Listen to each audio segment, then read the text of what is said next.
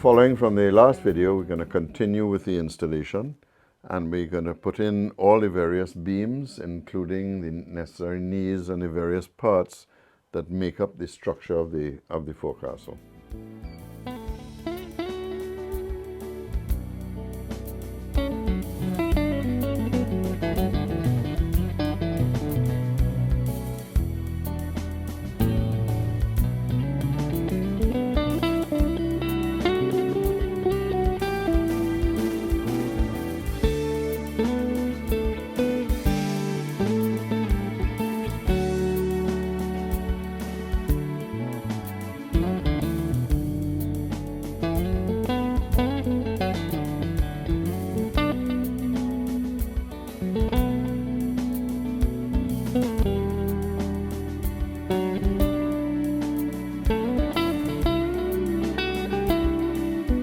Now we're about to install beam 6, so I realize I have to make up the gratings. And I'm very lucky because whenever I'm making gratings, I tend to make a lot of them because you never know when I'm going to need them. And this is a perfect example. The gratings on the foredeck are much thinner.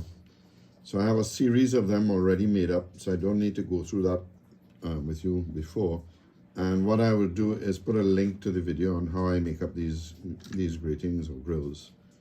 So now we're going to make up a series of frames. And just to remind you, when you're making up a grating, you need to go away from the plan and make the frame so that the outside edge of whatever the framing is lines up with the size of the grating you've made up. So it may be a slight variation. So rather than follow the plan, you follow the grating size and then make a grating to fit. And again, if you come back and look at the ones we made before, and just get it off, there we go. You'll see that the size of the grate corresponds to the pieces that make up, and then the frame is made up and you get a perfect fit. If you try to make the frame first and then fit the grating in, these pieces are not going to be exactly the same. I can put this away now. And so I've made up the pieces, and then these frames are really very much smaller. These are the frame pieces I made up, and I did this on the Preac, and that's when some of my problems went in and I needed to do a little work on the Preac. So here's my old Preac. You might remember I have these all mounted on old computer frames because that allows me to keep everything I need for this saw is in here. I now have a switch located on the unit, and in the past I used 2 adjustment screws. This is the first one I bought from Charlie Files, which worked, but it was really a pain trying to get to it in here, and it would move around and didn't facilitate getting exact measurements on the blade.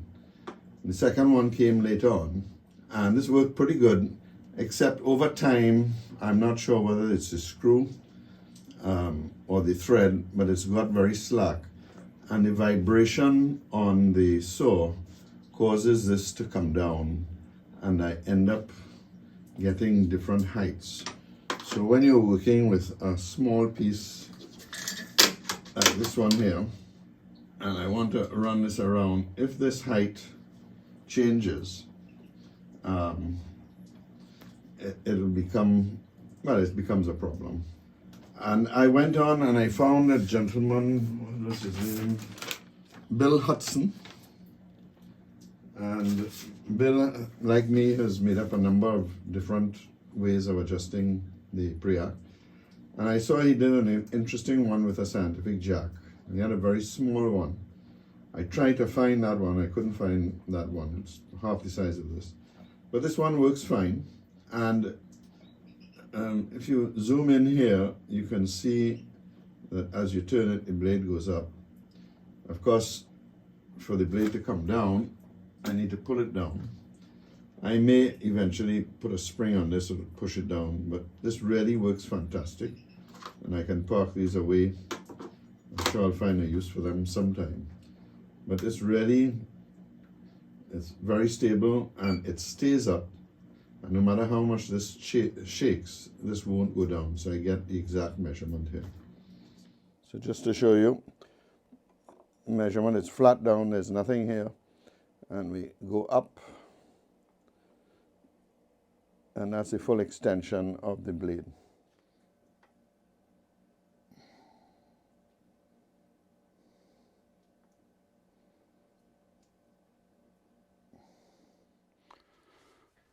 Now, I did not make these grills removable out of the frame. They're simply too small and the odds of them getting lost are pretty good. Same thing with the cover for the chimney or funnel of the stove.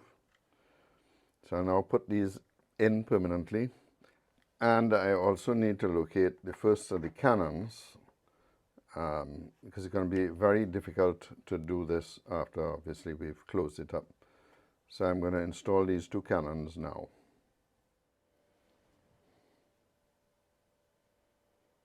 The first thing we're going to do is obviously put in the eye bolts and the ring bolts, and the book in 929 shows you exactly where those are going to go. I've also taken the measurements off because we looked at the eye bolts 5.5 inches in the clear, and the ring bolts really don't say the exact size, but you can measure them out. And to do that, what I've done is I'm going to make them up using drill bit number 42, which is the internal diameter of the ring bolt, and wind some wire on it.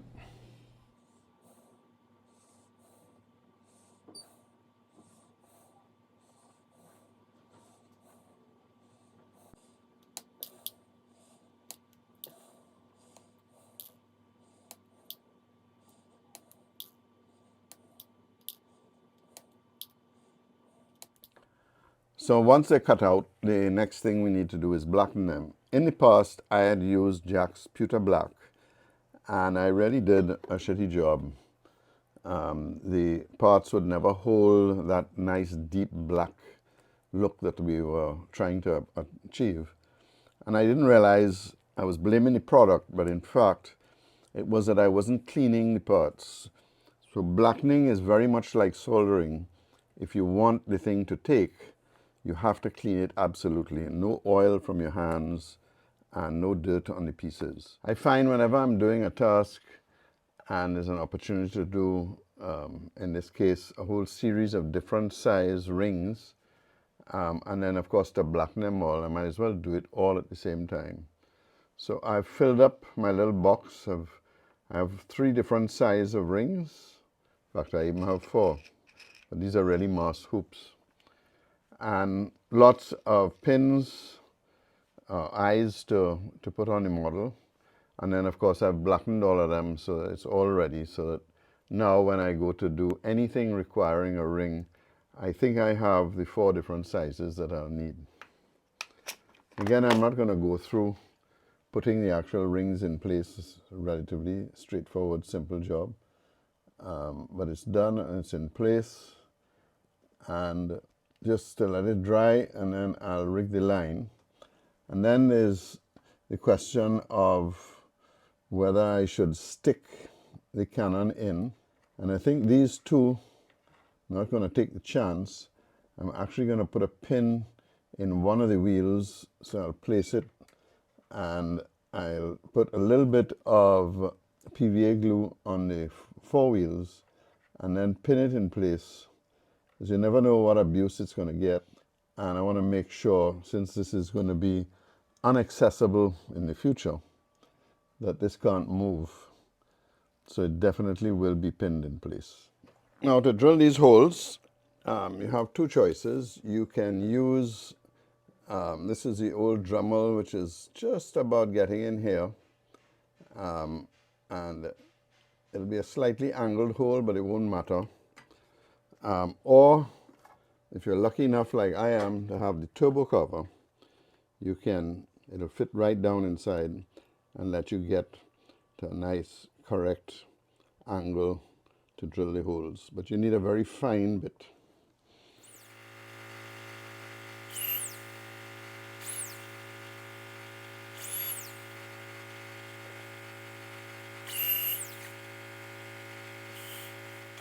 Now it's time to make up the blocks, and the first thing we needed to find out was the rope size. Checking the book, again, David makes reference that the rope on the back of the cannons was actually 2 inches thick, and the rope for the blocks, which probably would have been standard throughout most of the lines on a boat, would have been a 1/2 inch line. So you need to go into your tackle box and get out whatever various strings and threads that you have and use the caliper. In terms of the caliper, you could squeeze down the rope, in which case you're going to get a false reading.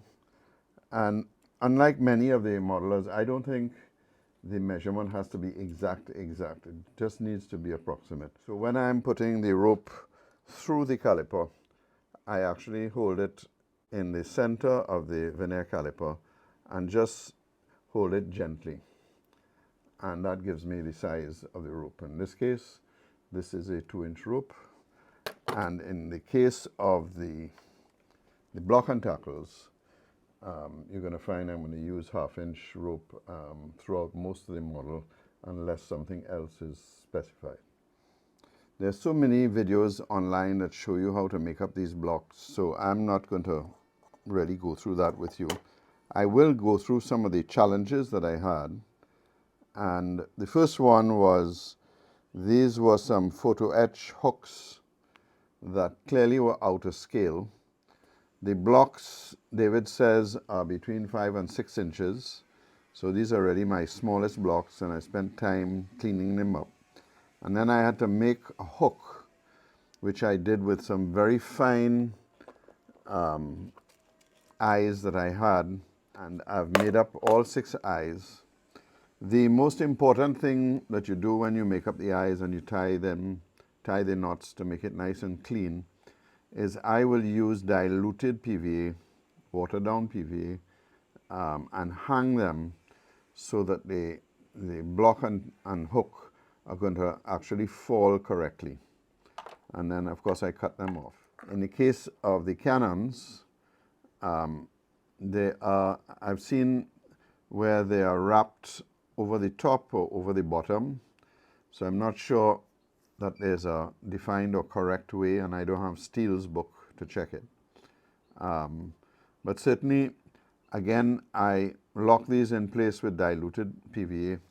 These lines will be relatively slack because they're there when the cannon kicks back. So they're going to look something like this, hanging like that, which to me is beautiful. And the only difficulty is seizing, when you put it through the rings, is seizing them onto the rings. And I do that again with a very fine thread, a matching thread that matches the same color as the line. Now we're going to make up some hooks for the cannon tackle. And to do that, I made up this little jig, and I'll show you how I operate the jig. The first thing we do is take a piece of wire, and we cut off a piece.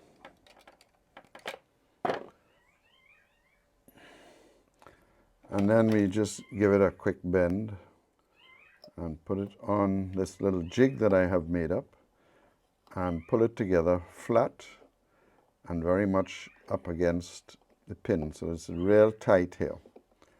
And then I go and I pull it to try and get it to curve around the pin on the outside. So you can see that.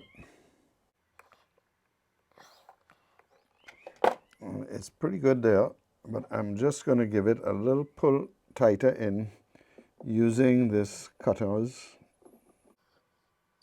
Very gently pull it in, and that's it. I've got Sometimes you have to pull this out to get it because it's so tight.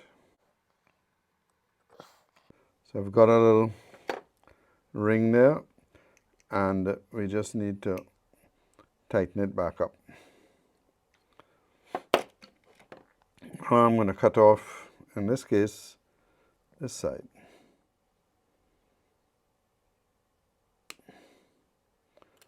So now I've got a nice round pin, and I'll just pull it in at this point, as it's easy to do it now. And that just closes the pin off. Then I take this bending pliers, which is bent for rings, and I put the bend on the opposite side of the bend on the where the eye is, and I slowly go down using the very edge of this tool. Really would like one that'll be a little smaller, and you slowly go around and form the circle of the hook till you're getting almost all the way back. And we've got it almost to where we want. And now what we want a little flicker on the end of the hook. So we pull this back, and now I can cut this off.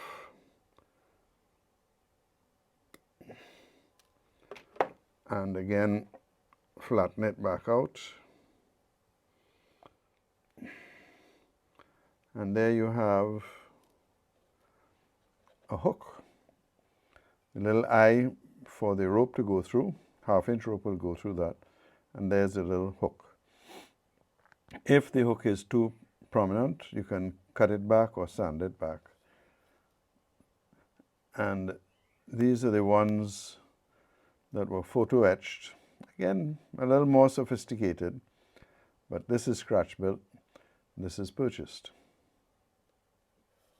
There are lots of guns on the boat, and you need, for each cannon, you need 4 of these. So you can make a lot of them one time, and you don't have to worry about it, which is what I'm going to do. And then, of course, you need to make extras. You will also probably need to use some sort of magnifying glass. I had to move this to do the filming because it would be in the way and just wouldn't be able to get it. But really, to do the fine work, you really need a magnifying glass like this. Well, the magic hour has arrived, and we'll continue in the next video where we install the cannons under the foredeck, and then continue with the installation of the beams and the various hatch covers that fit on top there. So until next time, let's all keep modeling, and we'll see you.